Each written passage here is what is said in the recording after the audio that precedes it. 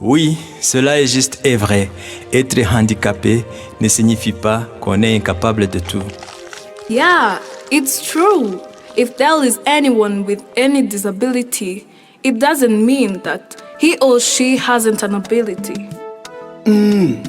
Yego, kuba hari ufite ubumuga runaka ntibivuze ko ari ntacyo ashoboye.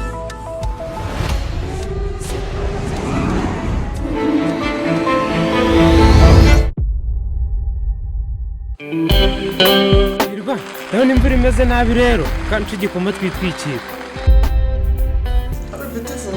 N'umunyu udahumura. Imana ishimwe.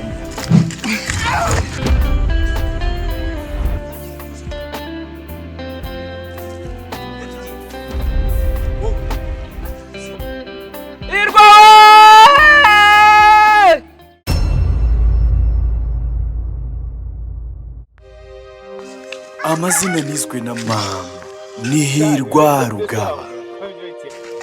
Navukanye ubumuga bwo kutabona. Data yantanye na mama ngo ntiyakubaka urugo rubyara abana batabona.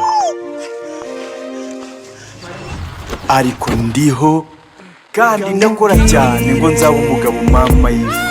Uko byaje hirya iyo nino baranzi